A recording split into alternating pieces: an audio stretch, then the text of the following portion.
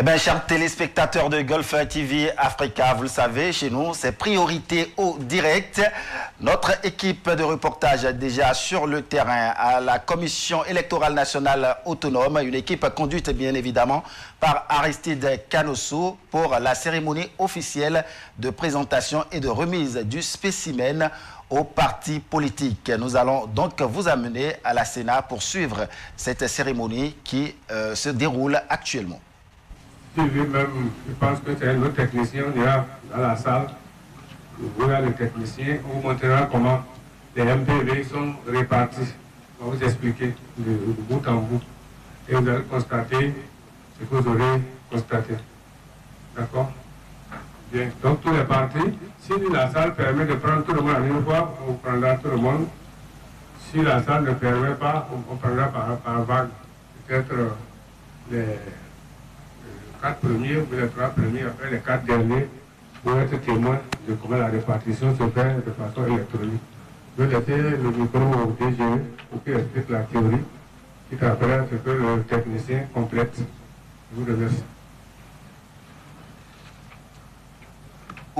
Nous allons d'un instant à l'autre suivre une autre déclaration des membres de la Sénat pour l'organisation du scrutin du 8 janvier 2023. La Commission électorale nationale autonome Sénat, comme je vous l'annonçais, poursuit donc l'exécution de son chronogramme élaboré dans le cadre de ces législatives. Eh bien, aujourd'hui, jeudi 1er décembre 2022, la Sénat avait déjà procédé à la publication des centres de vote et postes de vote également du 23 décembre 2022. Donc, c'est la période de la pré-campagne. Nous allons à présent aller à la Sénat pour suivre donc le discours en cours pour cette cérémonie. Il est mathématiquement impossible d'avoir chacun un représentant au poste de vote. Et c'est pour cela qu'au niveau de la Sénat, la solution logique qui a été trouvée, c'est qu'à l'enrôlement des candidats aux fonctions de membres de poste de vote, ils ne fassent aucune allusion à leur appartenance au parti politique. Pour ceux qui ont candidaté à cette fonction, ils se rappellent bien que le formulaire qu'ils remplissent contient quelques indications, notamment le département dans lequel ils postulent, la commune pour laquelle ils postulent, l'arrondissement pour lequel ils postulent, et sans aucune autre mention de leur appartenance politique. Alors, dès que la Sénat collecte toutes ces informations, bien sûr, pour les candidatures qui sont soutenues par les pièces qu'on a demandées pour les valider, la Sénat dresse une liste d'aptitudes. Et cette liste-là sert donc à la ventilation automatique des membres des différents postes de vote. Et à ce niveau, comme maintenant avec le nombre que ça constitue, aujourd'hui nous avons à peu près 17 745 postes de vote. 2 par 3, ça fait à peu près 1000 personnes qui vont être candidats, qui vont être positionnés à ces différents postes de vote. Et là, donc, on a une application qui fait la ventilation automatique de ces membres de postes de vote, bien sûr, en prenant différents paramètres qui rattachent à l'arrondissement pour lequel il a postulé. Et ce travail-là se fait par des techniciens, par des informaticiens. Et pour l'audit, nous avons estimé qu'aujourd'hui, profitant de cette séance-là, puisque tous les partis sont représentés, ils pourront venir dans la salle informatique et voir comment ça se fait. Sur place, le technicien va leur expliquer comment est-ce que l'application a été paramétrée et en faire une démonstration immédiatement devant eux. Je crois savoir que la salle pourra contenir, puisque je crois qu'il y a 2 personnes par parti politique, ça fait 14 personnes, la salle pourra contenir tout ce monde-là pour pouvoir assister, poser des questions, vérifier par eux-mêmes s'il y a des caches qu'ils voudraient découvrir. En tout cas, j'espère qu'ils sont outillés pour le faire, puisque dans le courrier qu'on leur a adressé, c'est bien mentionné ce pourquoi on les invitait. Donc, ils sont certainement accompagnés de leurs techniciens qui vont, avec nos techniciens, ensemble, devant eux tous. Je vous remercie.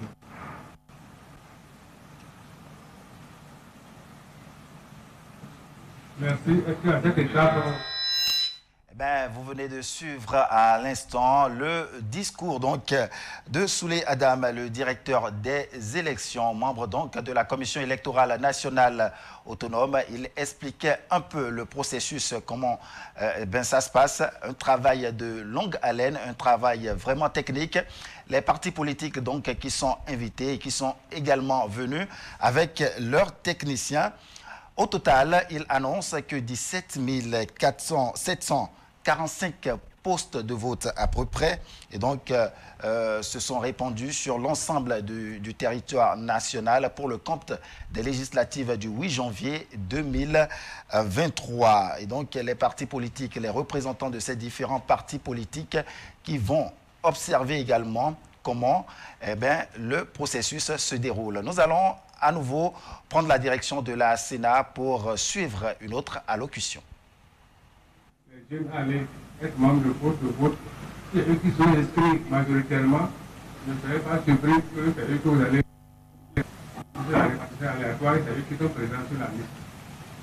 Voilà. De cette façon, nous, on ferait personne pratiquement. Mais on vient dans la salle. C'est ça, oui, c'est juste là.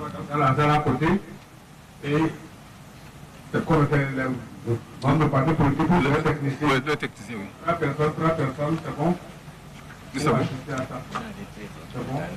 Ok, merci beaucoup. La séance est reportée dans la salle à côté.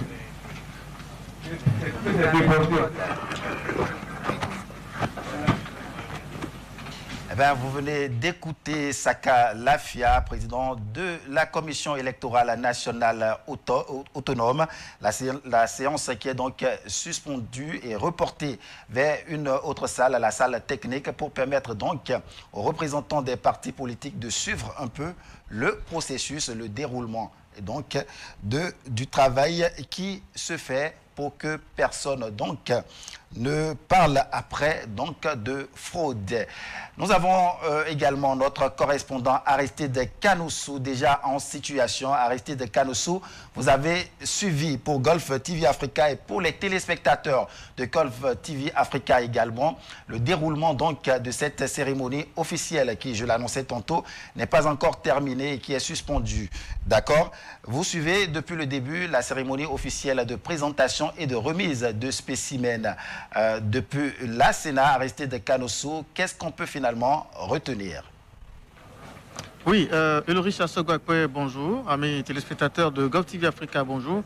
Et il faut préciser que selon les dits du président de la Sénat, Saka Lafia, c'est une cérémonie qu'on peut dire officieuse, non officielle ou informelle. Pour lui emprunter le mot exact qu'il a utilisé, c'est une cérémonie informelle puisque ce n'est pas prévu dans le calendrier de la Sénat pour les législatives en vue.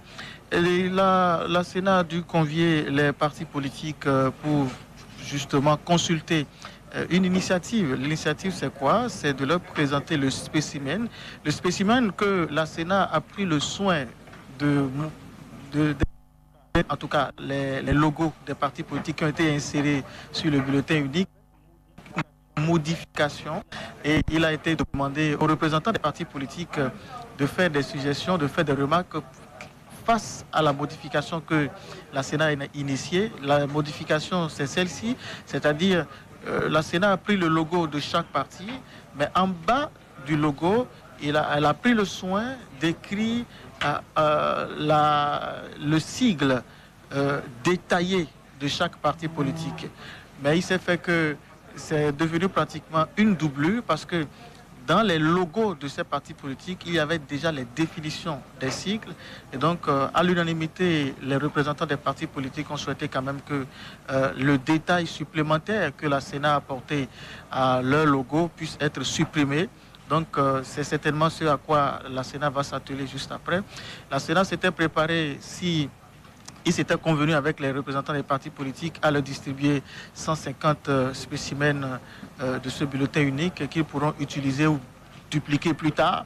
Mais il s'est fait que ça a demandé une correction et la Sénat va devoir apporter cette correction-là. Vous avez suivi aussi le directeur général des élections, Souley Adam, qui a apporté des clarifications qui devrait être le statut des agents des postes de vote, la neutralité surtout de ces agents. En aucun cas déclaré appartenir à un parti politique, puisque le travail qu'ils veulent abattre, c'est un travail qui va être impartial. Et donc les précisions qui sont apportées ensuite, c'est qu'ils devraient suivre les membres de la Sénat ou les membres du Conseil électoral pour aller voir comment le processus se fait. Ils devraient s'imprégner véritablement de l'outil technique que la Sénat met à disposition des agents électoraux. Il faut reconnaître que nous nous approchons à grands pas, il faut le préciser, du scrutin du 8 janvier. Et donc, juste après cette rencontre que la Sénat est en train d'avoir avec les partis politiques, les représentants des partis politiques, il faut le préciser, les 7 partis politiques, chacun a envoyé 2 représentants ici aujourd'hui. Et donc, il faut le préciser, nous allons passer seulement à la campagne électorale qui débutera le 23 décembre prochain. Également qu'il y a quelques jours, la CENA a initié une séance d'encadrement ou un atelier de formation à l'intention des acteurs des médias, à l'intention également des acteurs de la société civile, ici à Cotonou même, pour leur permettre de s'imprégner des dispositions juridiques qui encadrent les élections au Bénin. Et ça a permis également de mettre le doigt sur ce qui a lieu de faire, les responsabilités surtout des acteurs de la société civile dans l'organisation de ces élections et les responsabilités et surtout des médias. Alors, juste après cette étape, nous en sommes là, où vous êtes en train de nous suivre actuellement, mesdames et messieurs, en direct sur GovTV Africa. Et la Sénat vient de présenter le spécimen aux partis politiques et les amendements ont été apportés. Ce qui a été retenu surtout, c'est que l'initiative que la Sénat a prise de détailler les sigles en bas du logo au niveau du bulletin unique, cette initiative n'est pas acceptée par les partis politiques. La Sénat doit donc reprendre ce bulletin unique en enlevant tout simplement les définitions supplémentaires qu'il a mises en bas, parce que au niveau de ces logos-là, le logo comporte déjà, pour la plupart des partis politiques, le logo comporte déjà la définition du sigle, le sigle du parti politique et la définition même du sigle. Donc l'initiative pour la Sénat qui consiste à encore détailler le sigle en bas encore du logo, fait une double définition du sigle, ce qui a carrément été rejeté. Et que l'Union progressiste, le renouveau, c'était que dans de son logo, il y a eu en quelque sorte une déformation de couleur. L'Union progressive, le renouveau, a souhaité qu'on renforce davantage le jaune qui est en fond du baobab. Il y a aussi l'UDBN qui a souhaité qu'on puisse véritablement revoir le sigle, que la taille du sigle a été déformée. Il y a surtout le Bloc républicain qui a voulu que le jaune qui doit être en fond du vert du Bloc républicain n'est pas sorti comme cela se doit.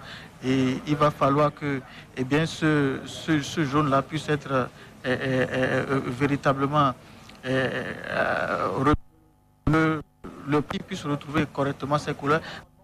En tout cas, les amendements ont été apportés de toutes parts et je pense que après une petite confusion, on peut le dire, au sein du présidium, le président a su quand même rapidement ressaisir la balle au bon et calmer les esprits et souhaiter que véritablement les corrections qui ont été demandées seront apportées. Nous attendons ici, dans cette salle même tout à l'heure, dès qu'ils vont revenir de la visite, puisqu'ils font au total 14 membres des partis politiques ici, 2 par parti politique, puisqu'ils sont 7.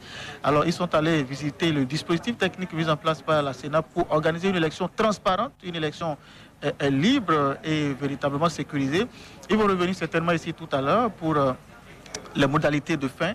Nous serons encore là pour vous faire le point de la séance. En résumé, la Sénat a convié de façon non officielle ou informelle les partis politiques ici aujourd'hui pour leur présenter le spécimen, le bulletin unique, ce qui n'est pas prévu par la loi, ce qui n'est pas prévu par le calendrier électoral. Alors, lors de cette présentation, la Sénat a pris l'initiative de redéfinir les sigles tout en augmentant la taille de la police, en tout cas en augmentant la police de la définition des lettres. Alors, cette redéfinition fait en sorte qu'aujourd'hui, nous avons une double définition des sigles sur le bulletin unique, puisque le logo de chaque parti comportait déjà la définition des sigles, et la Sénat a encore pris l'initiative en bas de ces logos-là, de définir encore les sigles, ce que les partis politiques à l'unanimité ont rejeté. Certains ont voulu quand même qu'on renforce un peu les couleurs de leurs logos, certains ont voulu qu'on redimensionne qu'il faut le logo, etc., etc. Voilà en quelque sorte ce qui a été dit. Et juste après, on va revenir ici pour vous faire le point de la suite. Et le riche Assogwakwe.